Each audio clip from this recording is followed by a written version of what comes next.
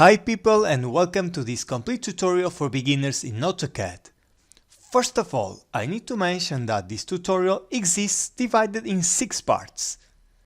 The playlist that you can see here. Click on the card above if you prefer to watch it on that way. By the way, in the description of the video you can find the full list of contents, so it's going to be easy to access to the topic that you want to watch. This video is intended for learners that are using the software for the first time, and even I'm using the version AutoCAD 2020, I will conduct the lesson in a way that if you have a different version, it will not be a problem for you to understand. At the end of this tutorial, you will get the knowledge to draw most types of drawings in 2D, and solve your tasks easier if you are an architecture or engineering student, for example. Okay, this is the AutoCAD default display, which consists in different areas. Above, at the left, you find the application icon. This is the menu where I can open a new document, open a file, or do operations regarding saving or exporting a file. Then, the main part at the top is called the ribbon. There, you find the majority of tools you will need during the program. Right above, you can find these tabs which group the buttons in different categories. For example, the current one is the Home tab, which has the most used icons. If you switch to the Insert tab, I find in this case icons related to this category. Then, inside the specific tab, the icons are subgrouped in panels. For example, in the Home tab, the first panel have the icons which can perform drawing actions. In the second panel, they are related to modifying objects. And on the third panel are the annotation icons. Additionally, when you click in a panel that has an arrow facing down, it shows extra icons, which are used less often. When a panel has a diagonal arrow at the right, I can access to the settings window of this category.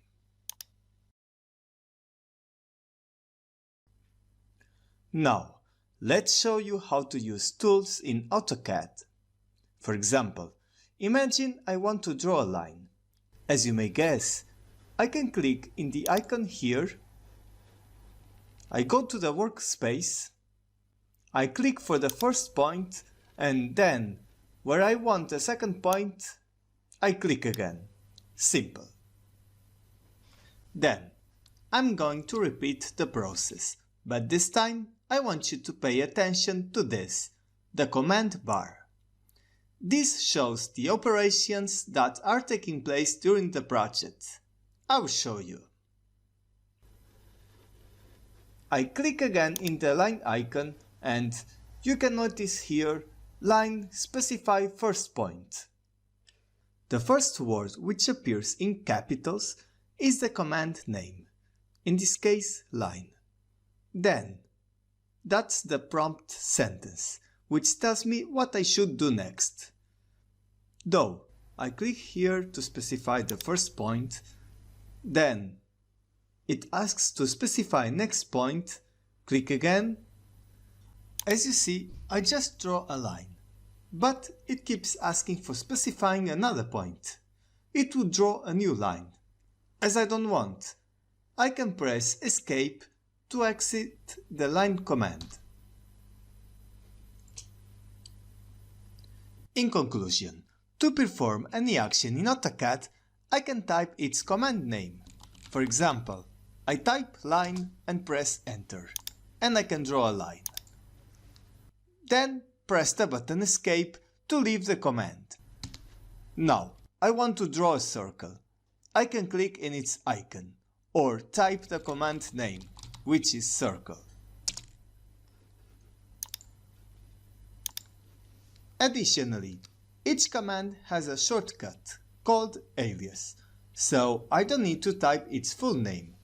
For example, L is the shortcut for the command line, and C is the shortcut for circle. During this tutorial, each time I introduce a new command, I make an annotation at the left part of the screen showing the command name, the alias and its location on the ribbon. This way of inserting commands makes AutoCAD easy to switch from different versions. If for any reason I'm going to a computer that has AutoCAD 2007, which had a different display than this one, I can still work with no problems, because the command names and their shortcuts are the same. Of course, some functions were not available in that time, but almost all the basics didn't change. The same applies to the version in Mac. Even AutoCAD 2020 there has a different display, the icons are in different places. You can just type the command names and don't need to worry to find them out on the screen. How to use the mouse in the workspace. Having a mouse is very important for working in AutoCAD, as it's much more comfortable than using just a touchpad, especially for zooming or moving the workspace area. Let's see the functions of the mouse buttons. Here I attach this image to help you. Mouse wheel. With the mouse wheel, I can zoom the workspace. It's very simple. If I scroll up, I zoom in. If I scroll down, I zoom out. The zooming always applies to the exact location of the pointer. For example, in this situation, if you want to zoom these objects, I need to move the pointer over them, scroll up, and you notice they are filling all the screen. Simple. To move the workspace area, press and hold the wheel. When you see this hand, you can move around. Left button. Clicking with the left button, I can select objects, like this circle. If I want to select the circle and the line, I can click first in one, then in the second, without pressing the Control key, unlike other programs. But now, imagine you have a bunch of objects to select. It could take a long time to select them all. For that reason, if I click in an empty space, a selection area opens. This allows me to select more than one object. However, this is important. There are two kinds of selection. If I open the area to the right, the color is blue. If I open to the left, the area appears in green color. What's the difference? When I open to the right, blue color, I have to cover the entire object to select it. If I would open to the left, green color, it's enough if I only cover one part. Also, you can understand if the object is going to be selected when you see it turning bold.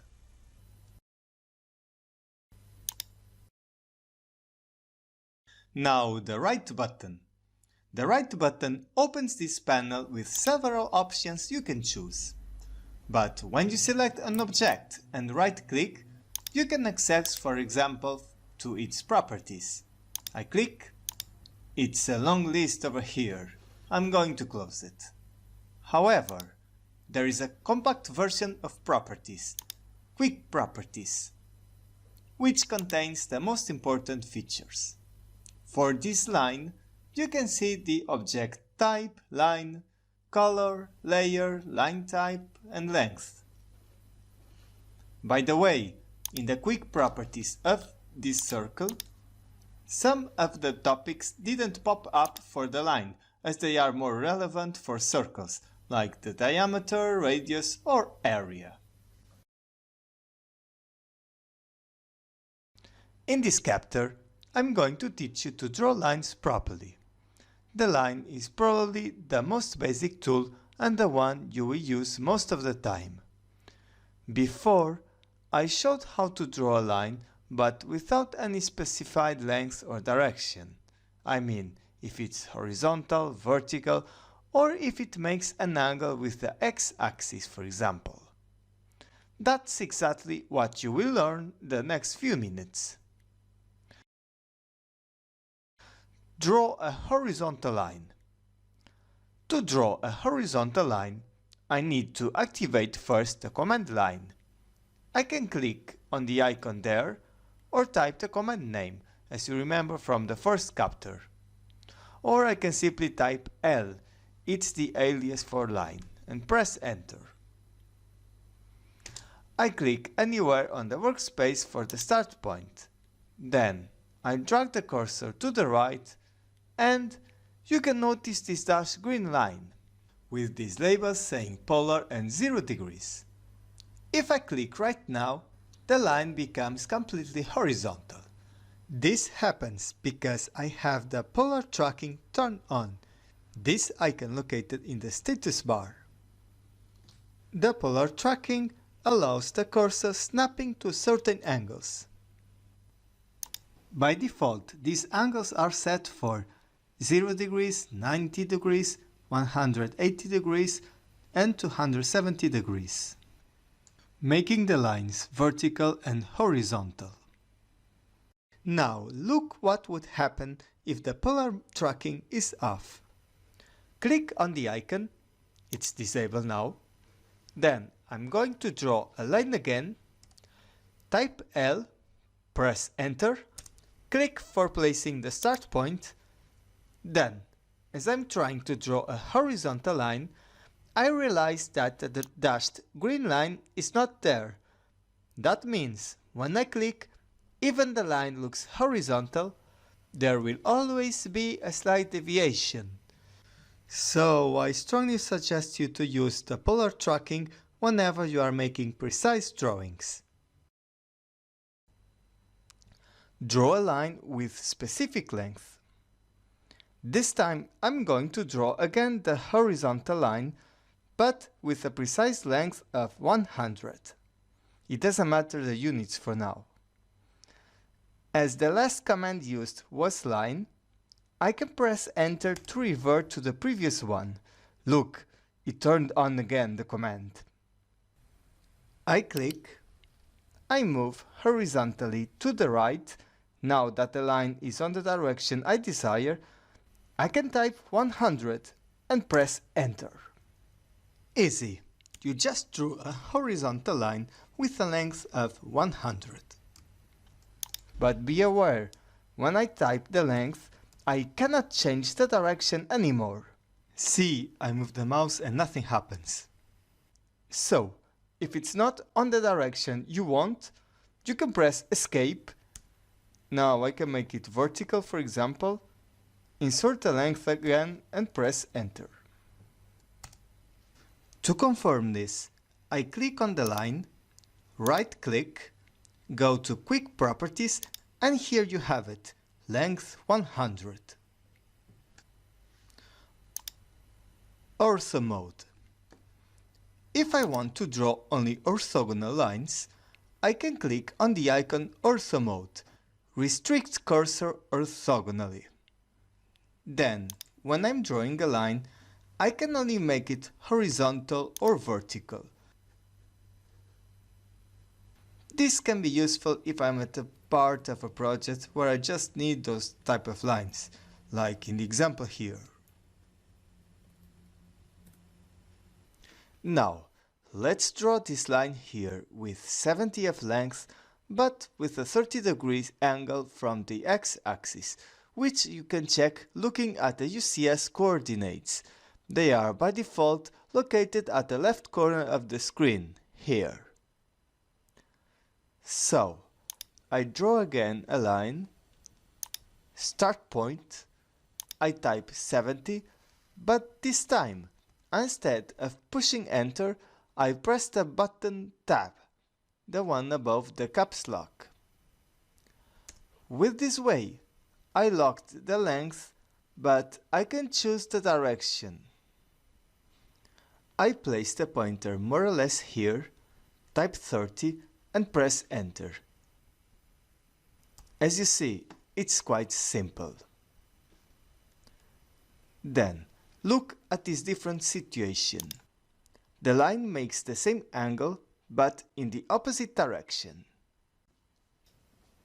I do the same as before, type the length, then look at this label showing the current angle while I'm moving the cursor around. It's increasing until I reach half circle, 180 degrees. Then it decreases, as now it's showing the other side angle. Basically, if I'm below the x-axis and type 30, the angle starts again in the same place but in a clockwise direction. Next to the line icon is the polyline. A polyline is a connect sequence of lines created as a single object.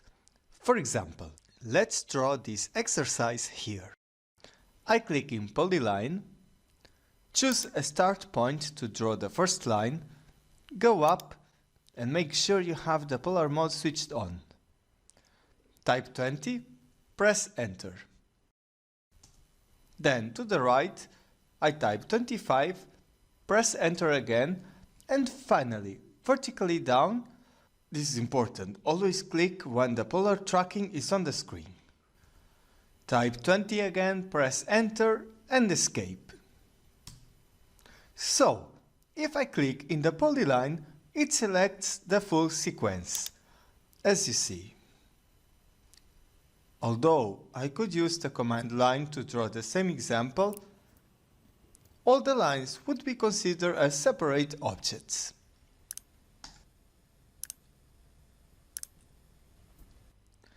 Now that you know the basics to draw lines, I want to introduce to you a very important function in AutoCAD, the Object Snap. This will allow us to make our drawings with the maximum precision. Take a look at the next example. Let's draw it. I can use either line or polyline command. I choose polyline. I'm going to type its shortcut PL. Draw the first line. Then the vertical one. As there is no line to continue here, I press Escape. Now, the third line has to be connected to this intersection. I turn on the command line, I move the cursor near the left end of this line, and look at this green square appearing here saying endpoint. The same happens when I go to the other side. You can see it again. If I click right now, the next line starts automatically from that point. And it means the three lines are now connected to each other. Type 25 and press Enter. Those green squares only appear because the Object Snap is active. It's this icon at the status bar. At the arrow just next, I can see the modes that are currently active.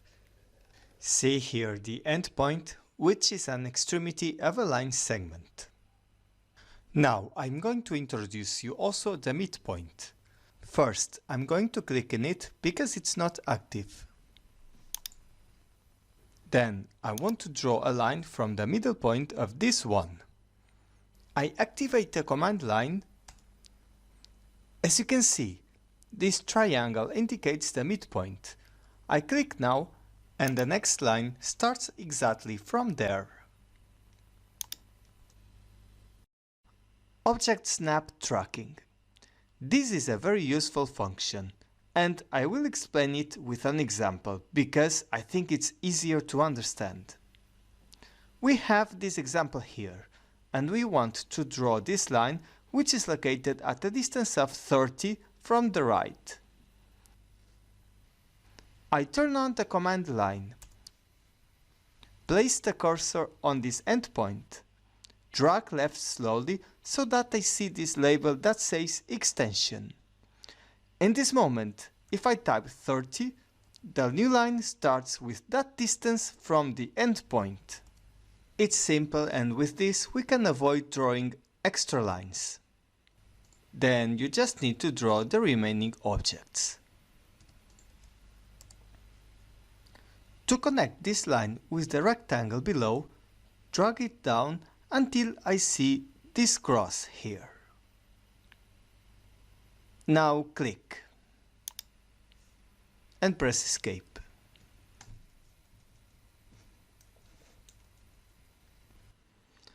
Another way to use object snap tracking can be when I am drawing this rectangle. I can draw an extension line up from this point until I intersect the polar tracking of the line I'm making. Like this. So these kind of things are very interesting to play around. Now you need to make a bit of practice to strengthen the knowledge you got in this video. For that reason, I prepared these exercises for you. You can get them in PDF by clicking on the link available in the description. Part 2. I am going to explain to you briefly more drawing commands. Rectangle. A rectangle is in reality a polyline. It's just a faster way to draw this kind of objects, as I just need to specify 2 points. I'm going to show you. The command is this one. Specify the first point, and then I only need the opposite corner. I can simply click to place it, or insert the coordinates regarding the first point. That's what I'm going to do. The first blank is for the x-axis, type 40. Then I press Tab to switch to the second coordinate. This one is for the y-axis, type 20, and press Enter again. In fact, what I have done was inserting the length and the width. Simple. However, as I still have to take into consideration the UCS coordinates, sometimes the values might be negative. Let's suppose I draw another rectangle but with the start point. The x-coordinates would be -40. Click for the start point, then type -40, press Tab, and as the y-coordinates are positive, I type 20. Here you have the result. Circle. To insert a circle in AutoCAD, I can click in this icon, as I believe you guessed. Then, just follow the prompts to draw the example here. Specify center point of the circle. OK, I click anywhere. Then, specify radius of circle. It is 20. I type that value and press Enter. Let's do the next. Now check out this tip. As I want to use again the command circle, press Enter.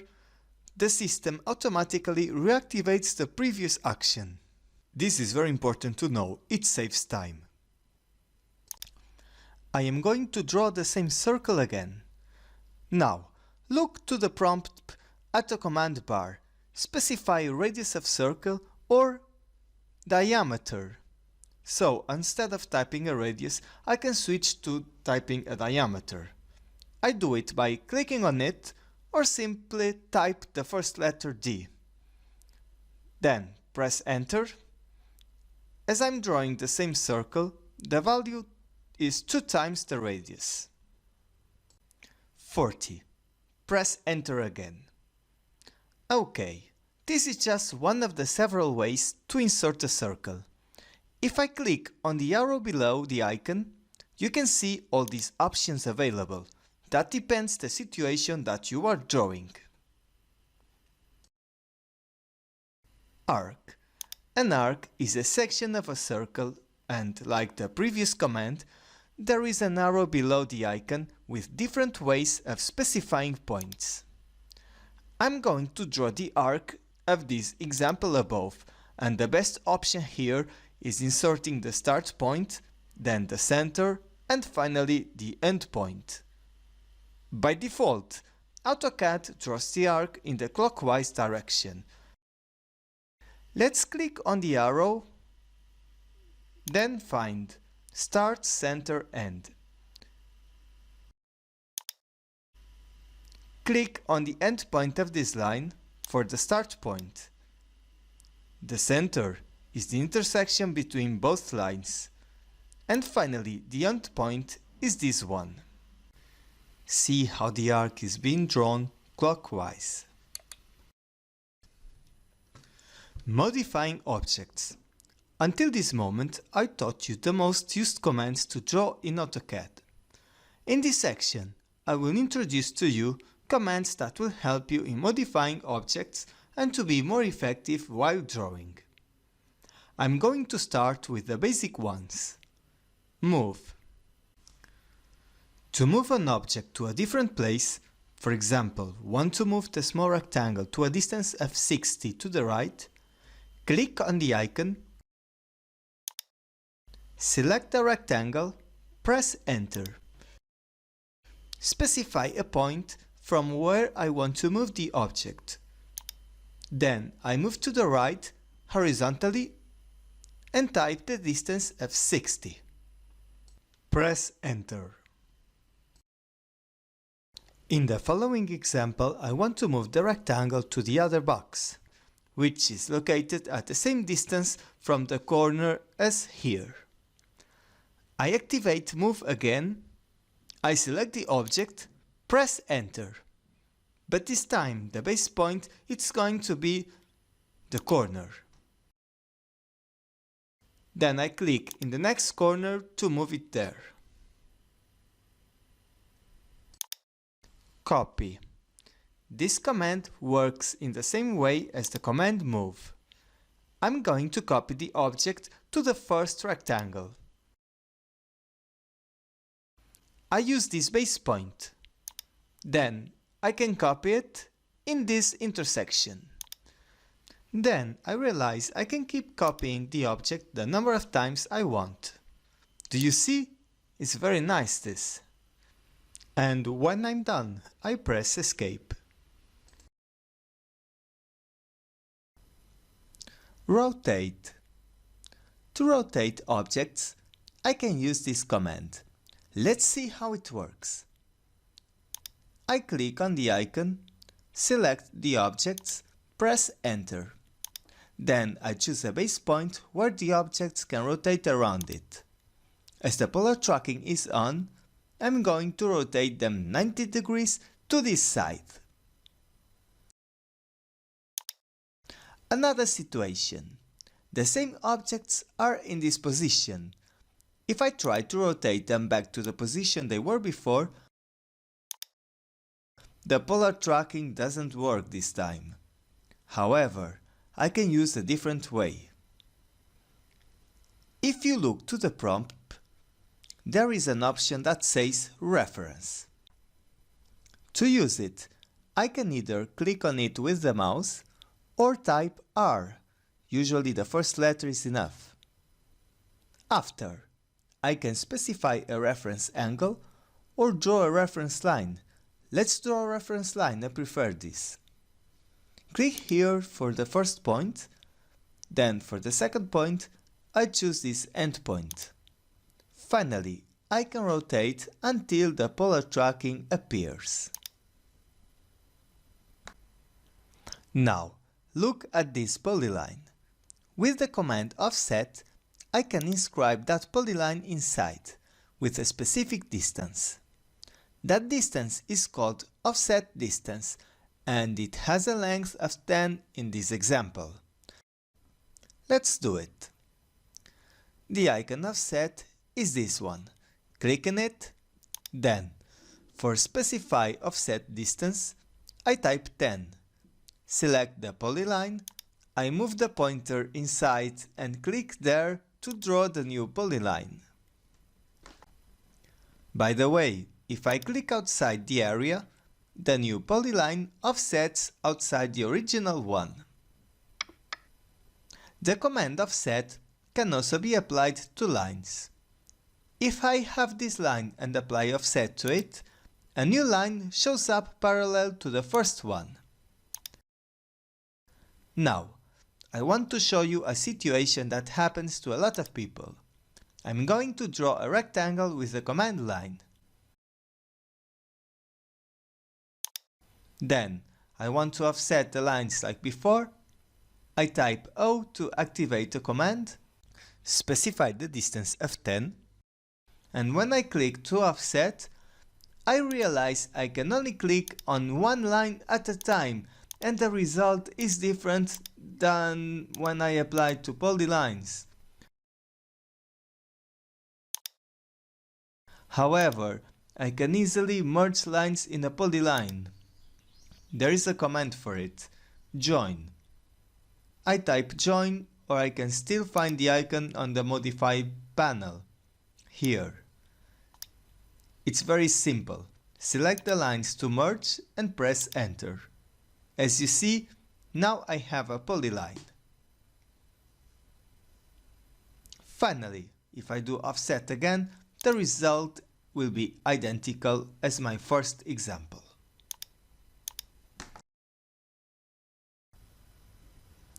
Command trim. In AutoCAD, we often need to cut parts of objects we have drawn before. For that, we can use the command trim. Let's check out how it works. I'm going to start with a very simple example. We have these lines, and I want to erase this segment. I click on the command trim, it's located there. Select both lines, press enter. Then, if I drag the pointer over here, the screen shows that this part will be erased. The same happens when I move the pointer to the other segments. I click on this one and you see it disappearing. It's done. To leave the command, press enter or escape. Look to the next example.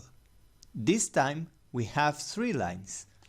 I turn on trim again, select all the objects, and then I can erase any segment between any intersection, as you see.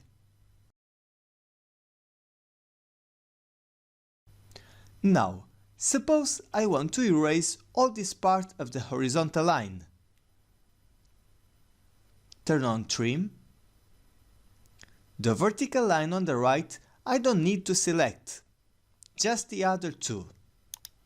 Press enter, and when I'm going to click on this line, it erases everything from the intersection of the lines I have selected to the right.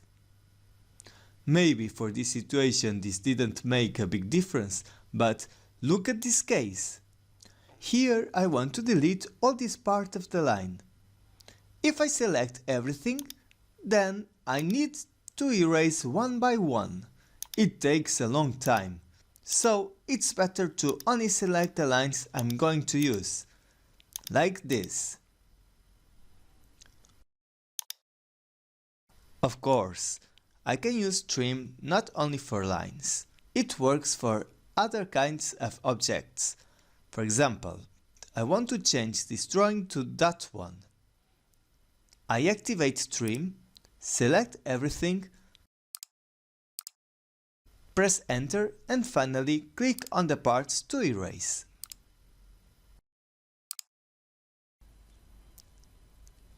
Extend.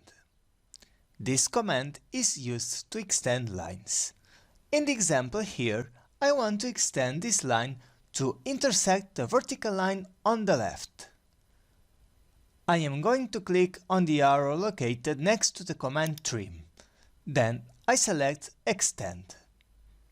First, I have to select not the line that I want to extend, but the one where the extended lines will connect. So it's this one. Press enter. Then I select the line to extend. To extend the line to the left, I have to click on the left half in order to work. Look if I drag the pointer over the right half, nothing happens. I go slowly to the left, and after passing the middle, the extension appears again. I click and press Enter.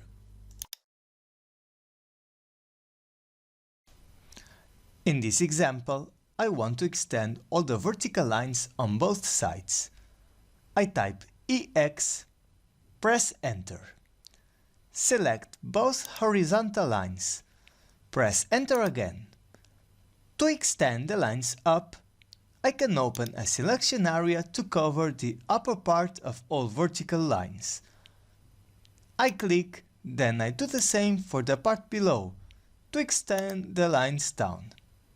When I finish, I press Enter to exit the command. Of course, in this situation there is a faster proceedment, by opening an area that covers both line sides. That extends both parts in just one step.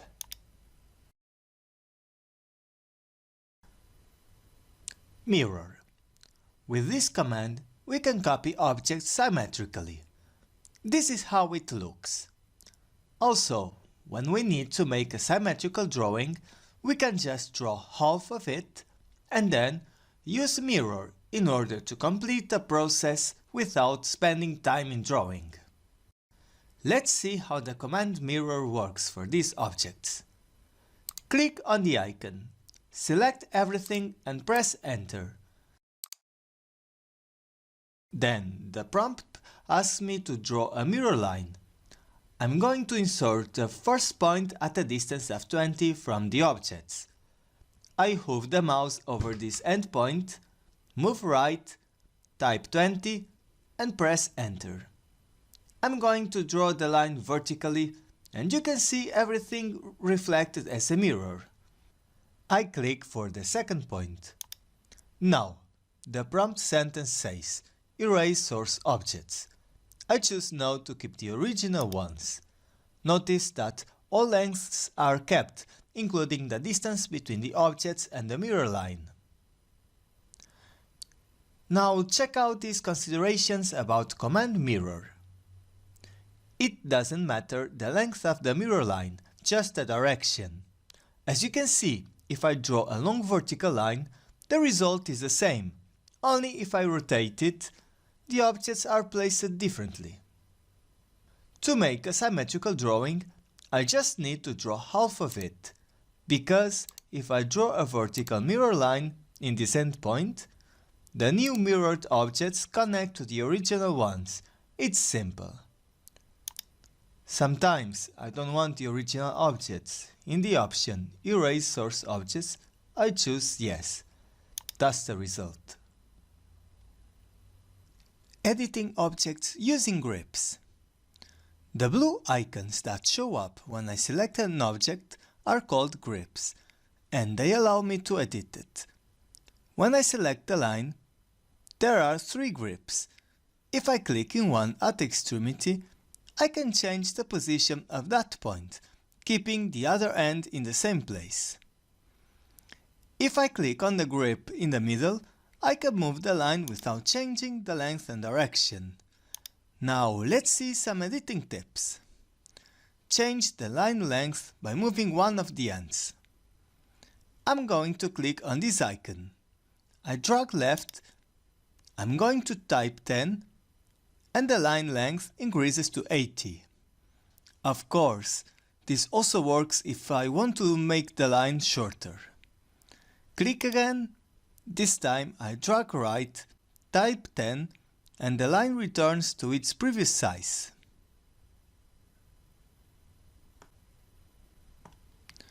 To type a new length to the line, I click on the grip, drag left, and this time I press the button Tab, and the input switches to the full length. I am going to insert 120. Then, let's check out how grips work on polylines. The end grips of each line works in identical way. I click on this one to change its position, and you can see all the other vertices don't move. Of course, this may cause me to deform the polyline. Now, unlike the lines, the grip on the middle has a rectangular shape. I'm going to click on one, and I can move that full line. Then the rest of the polyline has to adapt to its new position. For example, I move right, type 10, and you can notice this line increases 10 of its total length. So we reached the end of the second part of this tutorial. Now I prepared more exercises for you in order to practice what you have learned here. The link is in the description of the video. After, don't miss the third part of this course, as I will keep teaching very important features for beginners, as set up units, work with layers, plotted drawing, and more. Part 3. Until here, I taught you commands to draw objects and modify them, but I haven't mentioned any units for the dimensions. When I was drawing lines, I said, draw a line with dimension of 50 or 100. I didn't say if it was meters, millimeters, inches or feet, but I'm going to talk about this now. First of all, AutoCAD uses adimensional units. This means that it's up to me to decide what is the unit of a line that has length of 20, 50 or 100. It's very simple. Let's suppose I want to make a project in millimeters. That's the unit I usually work with. I want to insert a line with 5 millimeters of length. I draw the line as usual, and when I want to set up the length, I type 5. Then, I'm going to insert a line that measures 1 meter. I do the same, but this time, for the length I type 1000, because, as you may know, 1 meter is 1000 millimeters. Now, let's go to the Unit Properties window. I type units and press Enter. Here, on the length section at the left, you can choose the format for units of measure. If you work in millimeters or meters, you should use decimal units. Instead, in some countries it's more common to use inches and feet. In this case, engineering or architectural units are more suitable. Below, you can set the precision. In this drawing, I consider the units millimeters, and I don't need decimals, so I choose the first option.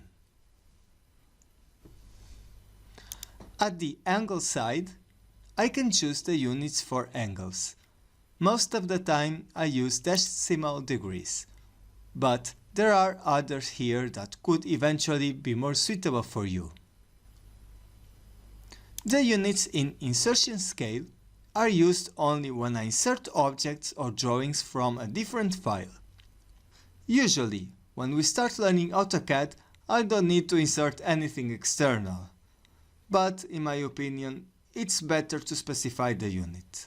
I click on millimeters. When I finish, I click on OK to exit. Layers. Layers is how AutoCAD organizes objects. For example, have a look to this file. Here I have 2 floor plans. It's a proposal for converting offices in flats. So, instead of having the objects all together, I decided to organize them in different layers. I am going to click on this icon to open the Layer Properties Manager. Here you can see that I created layers to group different categories of objects. For example, I placed the windows in one layer, the walls in another, and I did the same for the doors, text labels, and so on. There are also other advantages in using layers. I can set up specific colors to distinguish them. Another thing, for easy access, I can drag this window to the left, and then I click on this icon to hide it automatically. Then I just need to drag over the tab to see the layers. Now I am going to explain to you how we can work with layers and tell you some considerations. New layer. If I want to create a new layer, I click on a blank space on this window with the right button. Then I click on New Layer.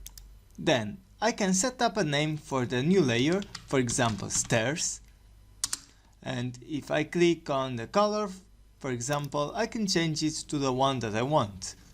I'm going to choose this yellow. Under line type, I have a continuous line by default. However, if I click on load, I can find several line types, dashed lines or other formats. Clicking on this light, I can turn off a layer.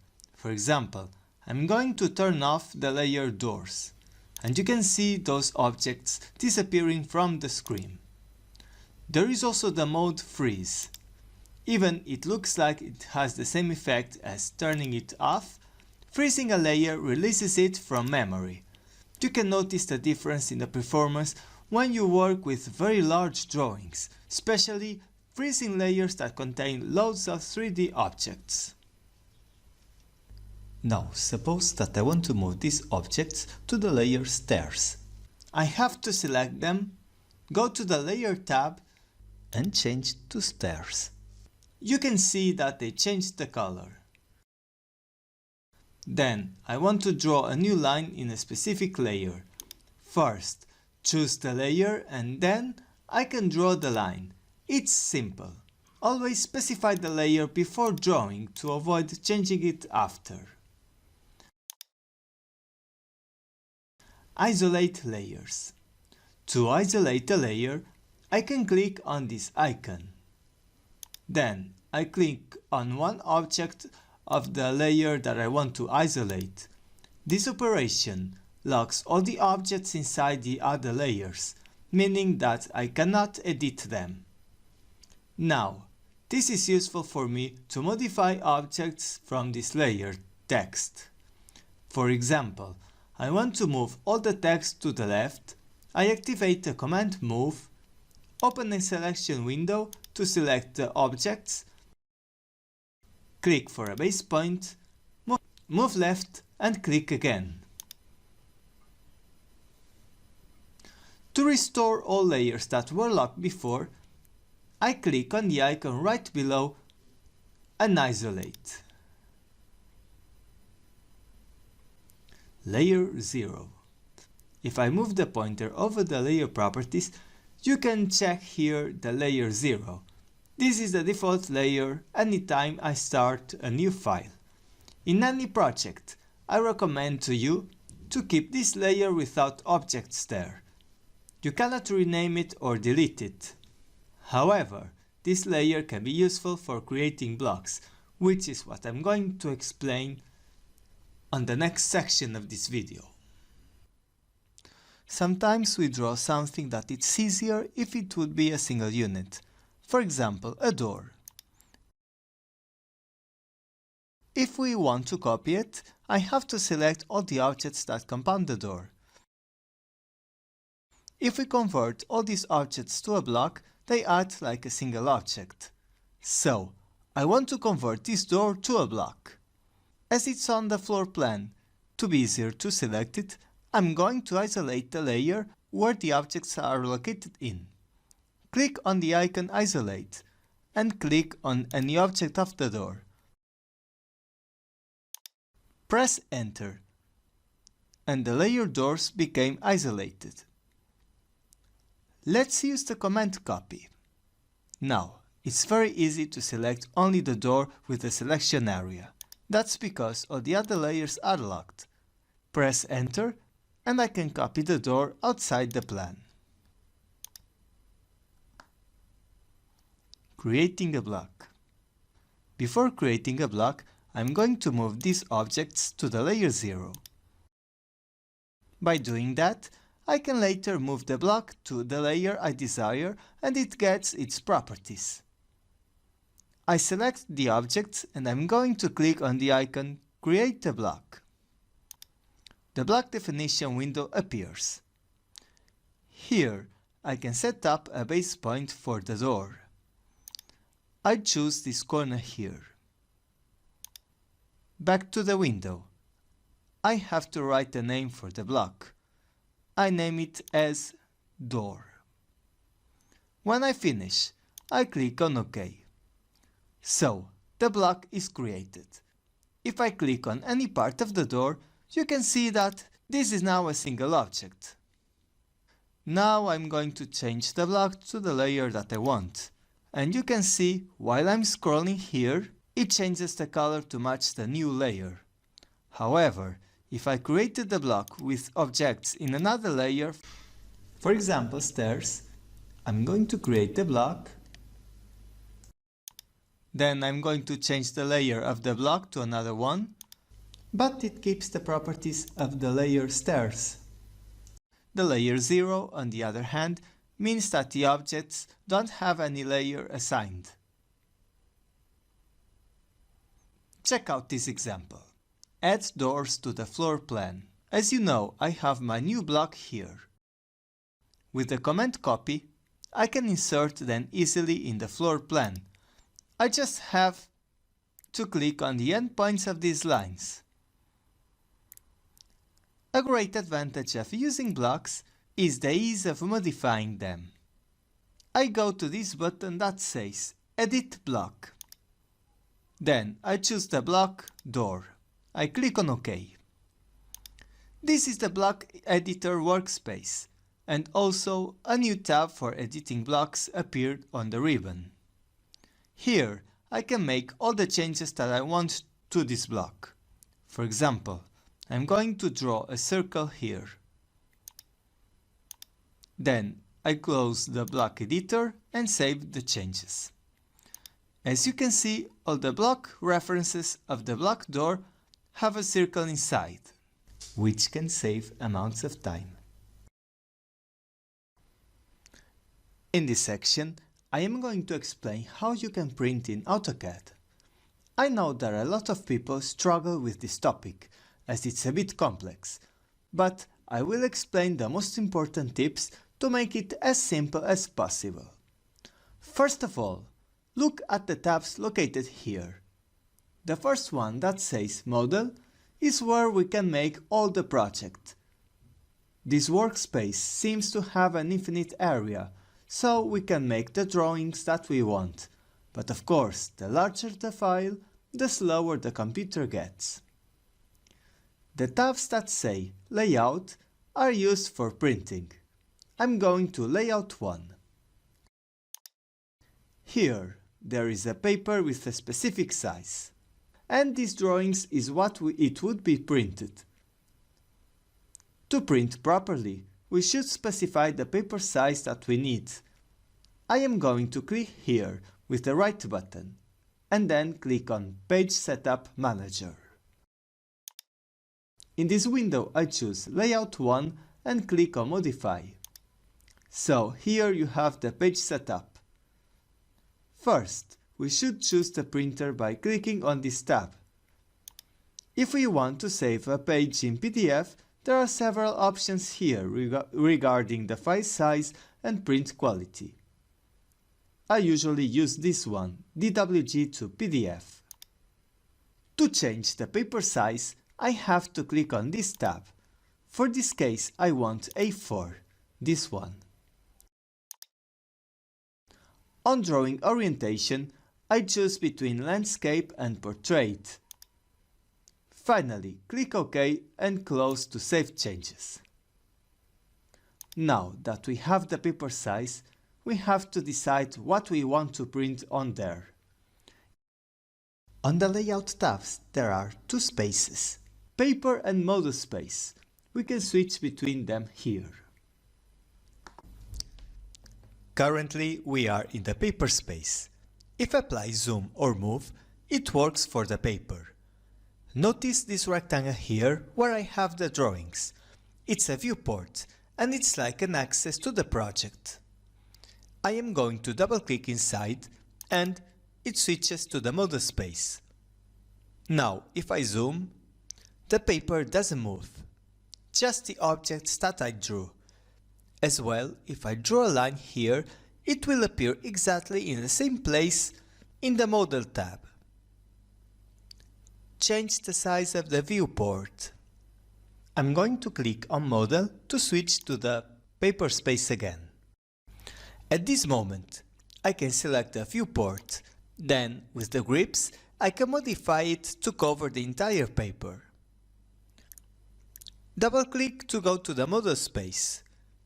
Now, I can zoom in the drawing or put a specific scale for the paper. It's here. I specify, for example, 1/100. When I finish, I am able to print the drawing. Click here with the right button, and this time I click on Plot. Continue to plot a single sheet. Here I can click on OK to print, or in this case to export the file as a PDF.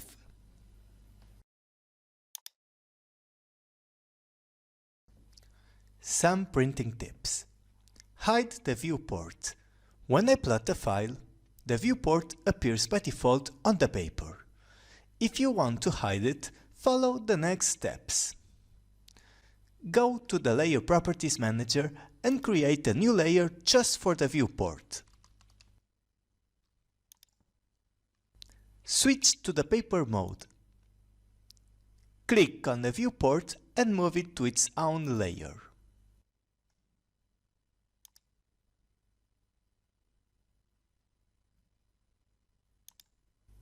Then, go again to the Layer Properties and freeze the layer.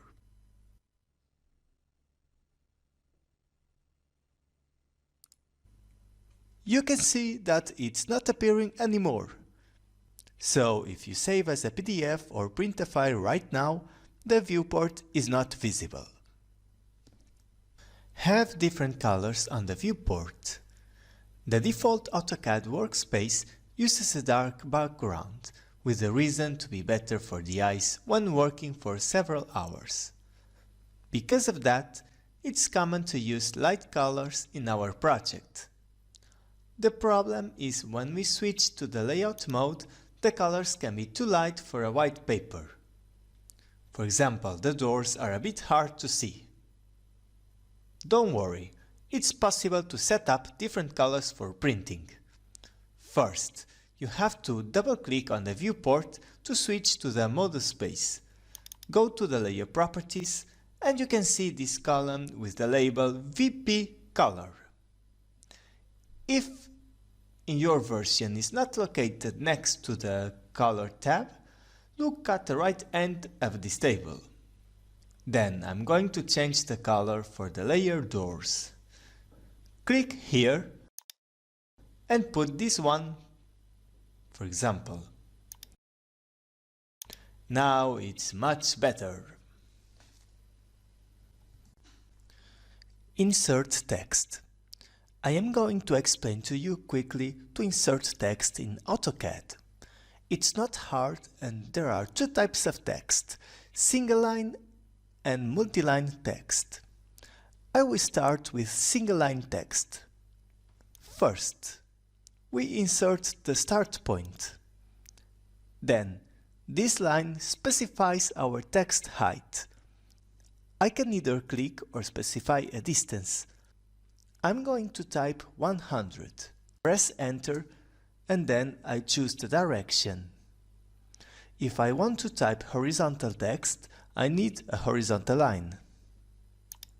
Now I can write anything, and when I finish, I click in a different place to write another text. Or if I don't want more, I can just press Enter or Escape.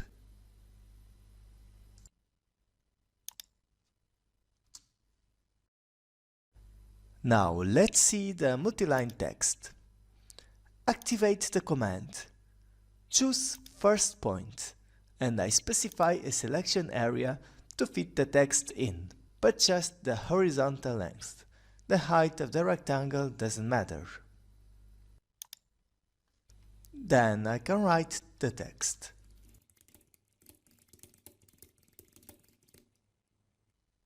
Unlike the single text, this time a temporary tab for editing text appears on the ribbon.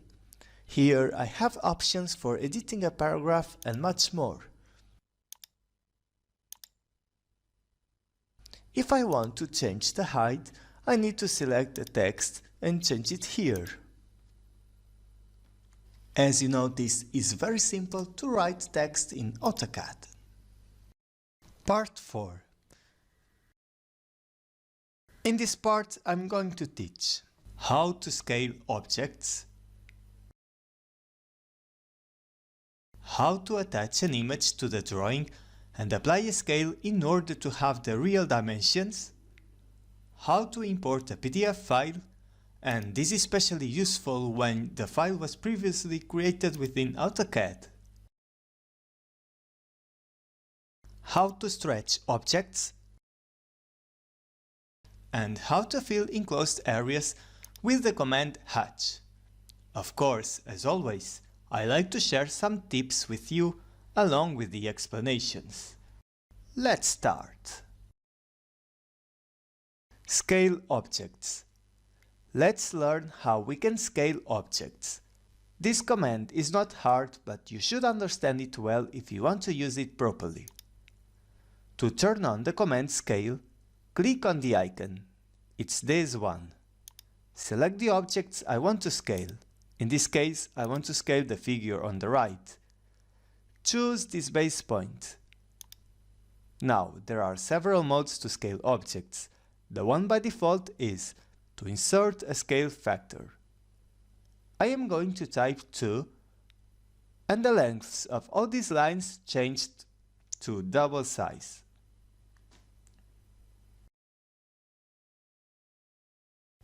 Okay, I'm going to repeat the process, but this time I want to shrink the objects to half size. I type SC to activate the command again. Select the objects, but now I don't select the dimension line. For the scale factor, I insert 0.5, and the lines were converted to half of the length that they used to have previously. Look that this dimension line was updated, even it was unselected. Scale with a reference. Now I'm going to show to you how to insert a scale with a reference. I turn on again the command scale and select the objects. Select the base point. Looking to the command bar, it says specify scale factor or these options, copy and reference. I'm going to use the shortcut R to use a reference. And what I need to do here is draw a reference line and type a new length for it. So it's very simple. I click for the first point and then I click for the second point. Finally, I type the new length, which is 55, and press enter to confirm it. Use scale to import a PDF or attach an image. In AutoCAD, it's possible to insert an image to use as a background of a project. For example, images from Google Earth can be used to draw site plans. To attach an image file, I go to the Insert tab at the ribbon, click on Attach, and select an image from my computer. I choose this one. In this window, I can set few options. Here, it's important that I tick on Specify on screen the insertion point. Otherwise, the image is inserted on the coordinates which are specified here. Okay, except if it's exactly what you want. I click on OK, and now I click for placing the image. And for the scale factor, I leave it for now, press enter. So what happens here? Most of the time that we insert an image, it's not scaled properly. For example, I have a reference between these 2 points, which is approximately 206.17 meters. If I use the distance command, I type di, press enter, I can notice that the distance here is a bit longer than what it should. No problem. I can use scale with reference. I turn on the command scale, select the image by clicking on the border. If I click inside the image, it doesn't work.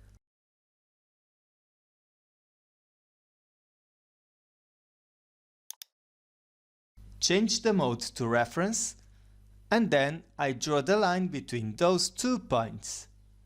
I will try to make it as accurate as possible. Now it should be correct. And I want to share a tip with you. Always try to use a long reference line. Because if instead my reference was a short distance, after scaling the image tends to be less accurate.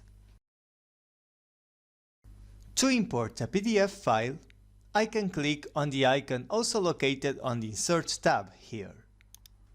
I'm going to choose the file of the exercises.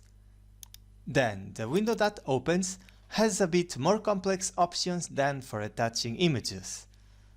Actually, this is a very useful function because if I insert a PDF that was previously created in AutoCAD, I can recover all the layers and the objects.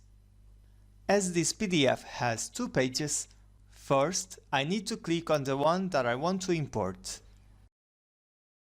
On PDF data to import, I tick on vector geometry to import the lines, polylines, circles, arcs, and so on. If I tick on true type text, text created with a font that has this symbol will be automatically recognized as text. In AutoCAD, most fonts available are true type, so usually this is not a problem here. The option below, I tick on it if I have raster images attached. In this case, there aren't, so I keep it unselected. Then, on the right panel, I tick on the first option, Use PDF Layers. On the panel below, you can find more options to add. But for now, let's click on OK. And I am going to insert a file on the project. Nice. Now, if I go to the layer properties, I can see that new layers were created from the PDF, and due to the fact that I made this drawing in AutoCAD, the layers are the same from the original DWG file. I'm going to check out how the objects look like. And you can see here polylines among other objects. Also, look how the text was recognized. If the text was not on a true type font, it would be splitted in very small lines and arcs, which wouldn't be so interesting. However, not everything is perfect. The dimension lines are not recognized, neither block references, which means I have to create them again. But in general, insert PDF can be very useful. Just be aware, it's only available in the versions after AutoCAD 2017. Stretch objects. Sometimes in AutoCAD we need to stretch figures. Let's learn how it works. First, it's important to have in mind that this operation doesn't work for blocks. As you can see, here I have only lines and polylines. Let's do it. I am going to click on the command stretch. It's this icon here. Then I have to select the part to actually stretch. So I open the selection from the right just until here. Then I specify this base point. As you can see, I'm extending and moving objects to this side. And as the dimension line was in the selection, it is also readjusting. Now, I can click to place the objects exactly how it's on the screen, however it's without any kind of precision, or type a distance to extend. If I type 800, Actually, I add that value to the original length of 600, and the total is 1400. The way that the objects stretch depends only on the selection. Even I select a different base point, the result is the same. Let's repeat this again, and this time I want to change the selection to cover also this line. I press Enter, and you can see the object stretching differently. Now I want to try to stretch vertically. I select the objects, press Enter, and oh, it's not as I was expecting. But I select all the objects. Why does this happen? When I was doing the selection, I kept these sides outside of the selection area. And even everything was selected because the external rectangle is a polyline, a single object. The really important thing here is what actually I am covering with the area. Hatch. Filling enclosed areas. In this section, I will be talking about a drawing tool which is used to fill enclosed areas. It's the command hatch. But first, I am going to create a new layer in this file. Let's check out if you remember how to do it. I go to the Properties Manager, click with the right button, and New Layer. I name it as simply Hatch. Then I'm going to choose a color for it. For example, this kind of pink. OK, now I'm going to turn on the command hatch. It's located here at the drawing panel. Wait a few seconds if you want to read the description of this tool. Sometimes it can be interesting. Then, to apply a hatch, click on it, and I have to click inside an enclosed area. It can be any of these rectangles. I click to fill this one. Ah, it's in a white color. I forgot to change the layer. Yes, when you create a new layer, you still need to set it as the current layer before you draw the objects in. Otherwise, it will not work. Go to the Layer tab and click on Hatch. Now I see this message appeared.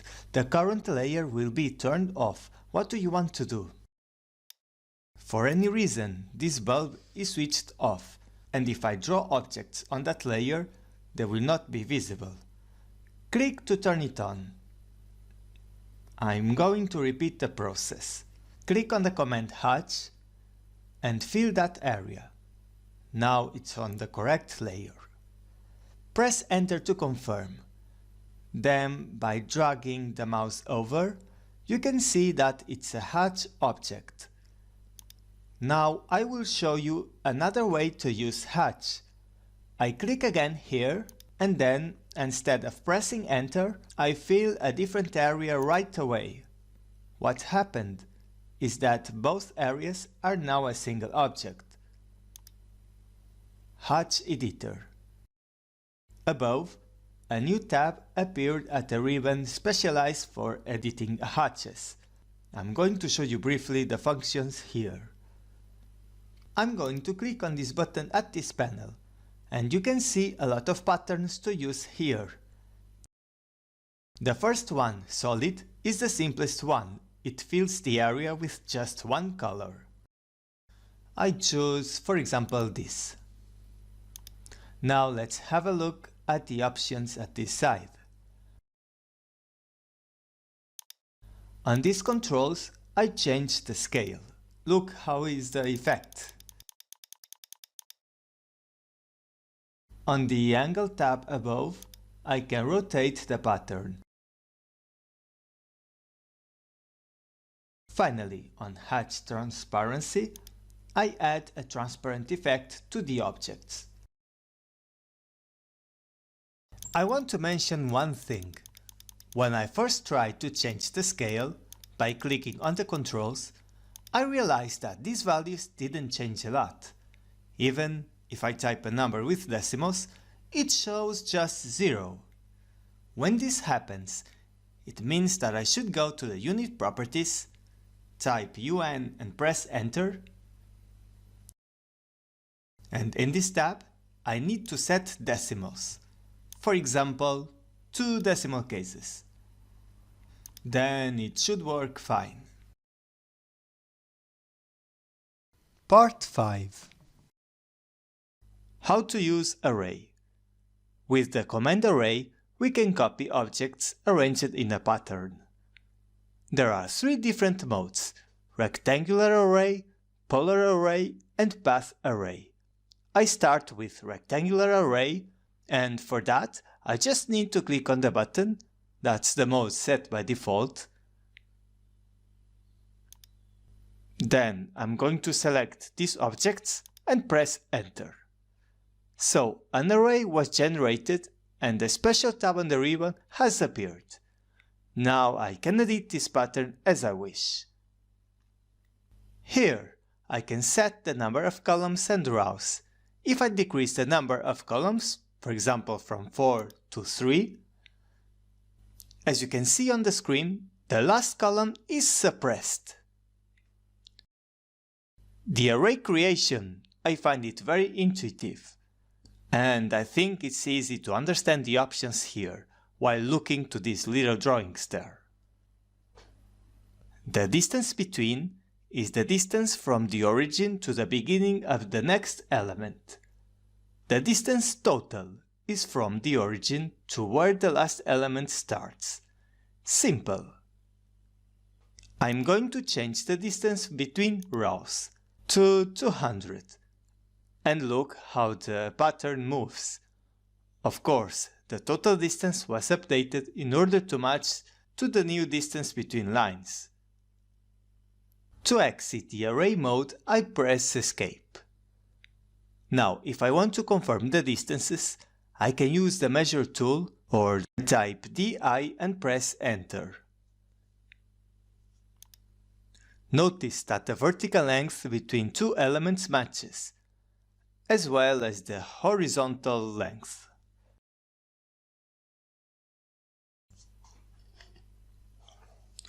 Grips in an array object.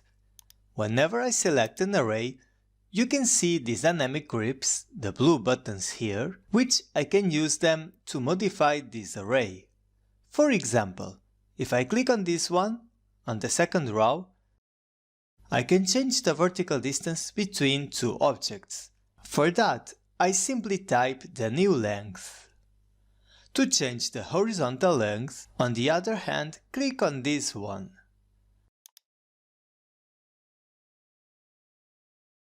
If I click on the grip at the last row, I can add more, for example, 7. If I click on this side, it's the numbering of columns that I can change. The grip on the opposite corner changes both rows or columns by dragging the mouse. Basically, these operations can also be performed on the Array tab, but sometimes it's just more practical with these buttons. Another useful thing in Array is changing the base point. I click on this icon, set the new point, for example, or on the corner, and the grips moved with the base point, but they perform exactly the same actions.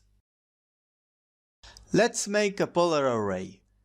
I'm going to draw a small circle with its center located at the boundary of this big one, on this side.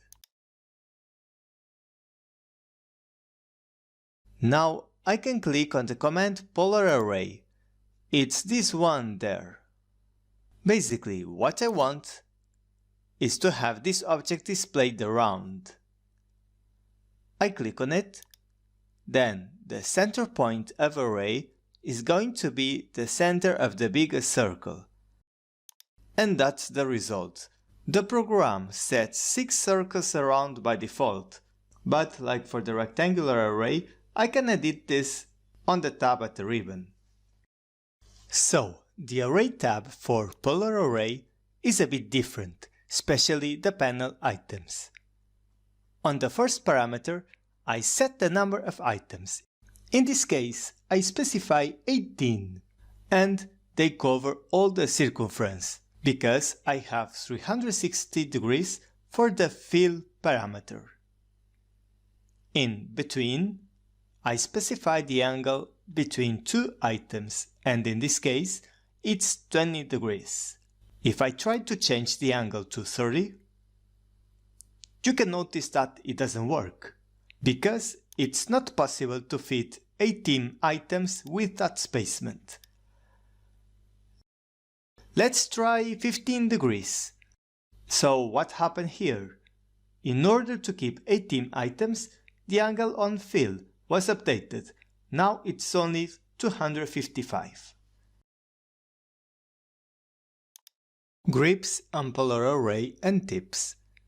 The small square on the original item allows me to change the radius of the array. I'm going to set, for example, 50, and this is how it looks like. The grip on the center can be used to change the position of the array. On the other hand, if I click on this little arrow, I change the angle between two items.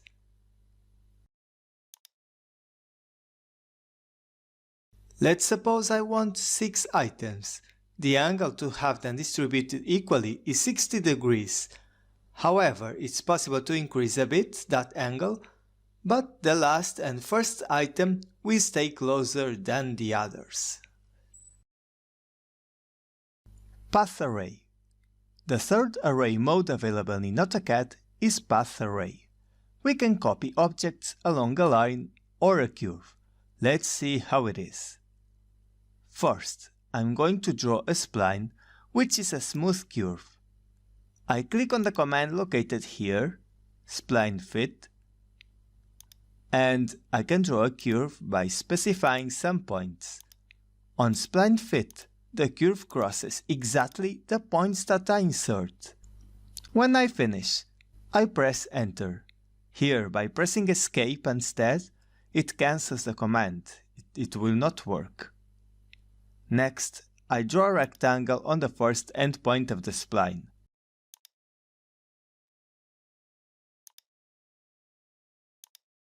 Now let's use the Path Array. I click on the icon. Select the object to copy. Press Enter, and then I select my path. So I have made it. However, probably I want to edit the spacement, position, or rotation. At the command bar, you can easily check out that there are several options to edit. Let's analyze some of them. Base point. The base point will be exactly at the start of the path. I click on the option, then I change, for example, the base point to the opposite corner. And that is the result. The object's moved, but without rotating. Tangent direction. This one is useful if I want, for example, to have one of the rectangle edges tangent with the curve. I'm going to click on the button Tangent Direction, then just specify 2 points, and the objects will rotate. But now suppose that I want a path to cross the center of the objects. I'm going to use the option Base Point and click on the center of the rectangles. But it's not snapping to the center point. If this happens to you, it means that you should turn on the mode Geometrical Center in Object Snap. It's this one. Now it's going to appear. I just need to hover the boundary first and click on the center. Array tab on the ribbon. The tab on the ribbon is now specific for path arrays, especially the first panel. I can change here easily the spacing between, total spacing, and number of items. I think the best way to absorb these things is to simply practice. You can play around with all these options and after a while it will be easier for you. Explode objects. Once I create an array, all the group is considered a single object. Now imagine that I want to get rid of the array. It doesn't work with just select it and press delete. It erases the whole thing as you see. What I need is the command explode. It basically returns a compound object to its original components. It's very easy to use this. I click on the command explode, select the array and press enter. As you see, all these are now separate polylines. Then I can manipulate the objects as my preference. Consequently, I can explode the polyline in separate lines. Another way to use explode is on blocks,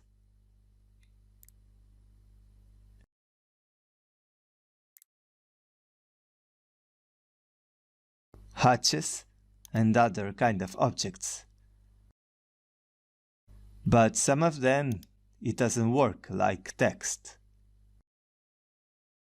Utilities panel. Let's talk about the Utilities panel, and I'm going to start with the Measure tool. There are several ways of measuring, as you can see here. I start showing you the first one, Quick Measure, which is the one set by default when you click on this button for the first time. When I move the mouse over the objects, some dimensions appear on the screen, and these yellow lines measure vertical and horizontal distances between the closer objects. On the other hand, if I try to check the dimensions in a circle, at the first time it looks a bit confusing, all these values here. But they just show the radius of the circle they indicate. For example, 100 is the radius of the biggest circle, as well as 15 is the radius of the small circle. The yellow lines don't measure anything here, just don't care about them. Honestly, this quick measure it's not my favorite, because even it's true that we can have a lot of information at the same time, it can be a bit confusing. But of course, that is just a personal taste. The icon distance, I use it a lot as I find it very intuitive. It simply measures the linear distance between 2 points.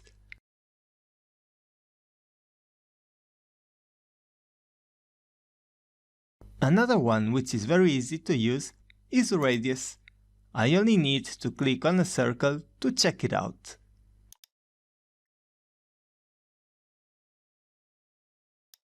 Measure an angle.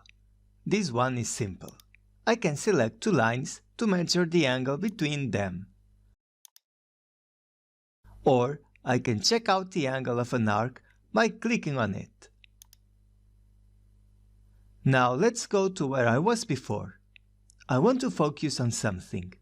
When I select the objects to measure the angle, this menu appears where I can choose from different types of measures.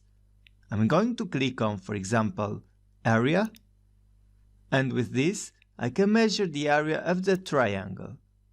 It's very simple. I just need to click on all the vertices and press enter at the end. Then you can see in this box the area and the perimeter. But how could I measure the area of a circle since it doesn't have corners? I click on the icon. Then at the command bar I can switch to object. I type O and press enter. Finally, I just select the circle. Quick Select. On the Utilities panel, you can find other tools at the small icons at the right. The first one above is Quick Select. If I click there, I open this window where I can select objects by using filters. For example, I can specify a type of object or select by color. Now, I will select all the objects with color cyan. Click on OK, and here it is. This is the only one in this color. Other options can be select all the objects of a specific layer, or you can select by line type, among other options. If I click on this icon, I select all the objects in the workspace, except the ones that are frozen or unlocked layers.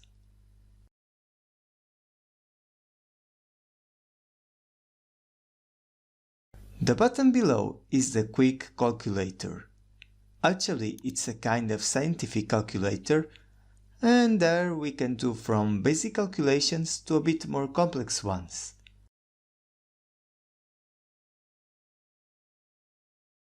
Part 6. The final part. Dimension lines. Now I am going to teach you how to draw dimension lines. This is a classic feature for annotation in your drawings. In this figure, you can see the dimension lines indicating its distances. Now, to draw dimension lines, there is a panel on the Home tab here. Or if we go to the Annotation tab, we can have all the tools. So there are several types of dimension lines, whose you can find them by clicking on this arrow. For now, let's start with the most common one, linear dimension. To insert a dimension line, I just click on 2 points. Then I click again to put the dimension line on the place that I want. So it's very simple. However, this feature is quite complex, and we usually have to set up some settings. Sometimes the dimension lines are not proportional with the sizes of the objects that they measure. So I'm going to open the Dimension Style Manager by clicking on this little arrow. Here, I need to choose the dimension style that I want to edit. I select Standard, which is the current one, and I click on Modify. Now there are loads of options here. But for a beginner, the most important is the size of the text and arrows, as well as the units. Go to Symbols and Arrows tab. Look for arrow size and put a value that seems convenient. Then the size of the text can be changed in the Text tab. As you see, both sizes have a height of 2. To confirm this, I can always measure the distance here. You can see it's 2. On Primary Units tab, I can edit the unit format. The number of decimals, let's change it to 2. And I can add a prefix or a suffix. For example, suppose that the units here are in meters. I can type the symbol M on suffix to appear after the values. Like this. Other types of dimension lines. As I showed in the beginning, there are more types of dimension lines to use in AutoCAD, depending on what we want to measure. For example, let's measure using the linear dimension, the distance between this point and this one. As you see, it's measuring either the horizontal distance or the vertical one if I move the pointer this way. But this is all fine because I can insert an align dimension. With this option, I can measure objects that are not located in the Cartesian axis. So it's much better, as you see. Angular dimension. Now I am going to click on the angular dimension. This one is still simple to use. I can measure an angle by clicking in 2 lines that intersect each other. The angle itself I can place in any of the 4 sides of the intersection plane. Radius. To measure the radius of a circle, first I'm going to draw one here. Then I choose the option to measure the radius and just click on the circle. I click again to place the dimension line. In this tutorial I want to show you also the arc length. I can measure the distance of an arc. And yes, this only works on arcs. If I try to measure the perimeter of a circle, nothing happens, as you see. Apart from those tiles, there is the automated dimension, which is the icon here. It detects automatically what is the most suitable type of dimension in each situation. For example, if I move this line, this square appears, and I can click on it, and I will place the dimension of the length of this line. I can do the same for the other lines, as you see. For measuring an angle, I have to choose the option Angular. And then I can place it like I did previously. In a circle, the automated dimension places the diameter by default. However, I can change to place the radius instead.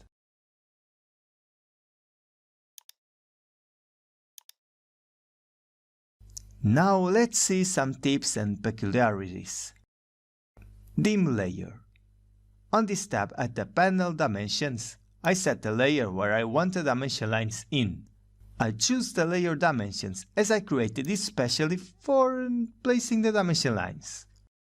However, if I switch to the Home tab, the current layer is lines. And if I draw a dimension line, you can see that it goes automatically to the dimension layer.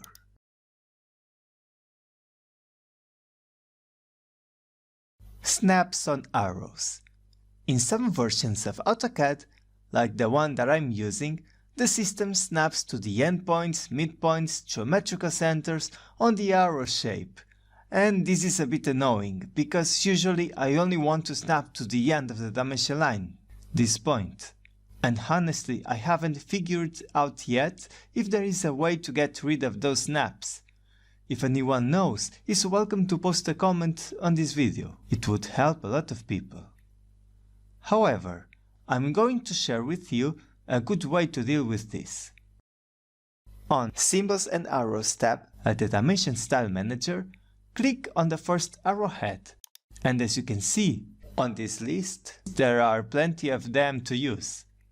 But for now, I choose None. Automatically, the second arrowhead is updated to match the first one. The result is this. It's easier to snap to the endpoint. Additionally, the distances extend beyond dimension lines and offset from origin are these ones that I show on the drawing. Put 0 for both, and it's even better.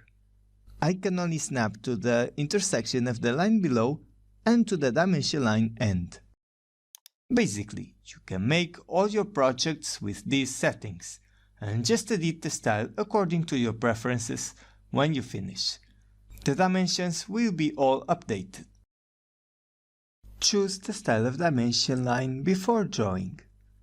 Whenever we draw a dimension line, we should make sure that the desired dimension style is active. For example, I'm going to switch to Annotative and as you see, the settings there are different. Another thing, what I have been teaching during this tutorial are the standard dimension lines. All the sizes that we set on the Dimension Style Manager are according to the workspace. The annotative dimensions are the styles which are represented with this icon here. The sizes that we set are according to the real size of the dimension lines on the paper that we print. However, I will skip the annotative dimensions on this tutorial, but if you are curious, click on the card that is appearing now. So we have reached the end of this tutorial.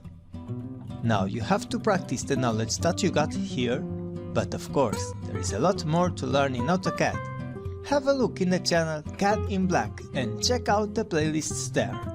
Maybe you find something that suits you. Thank you very much for watching and see you next time!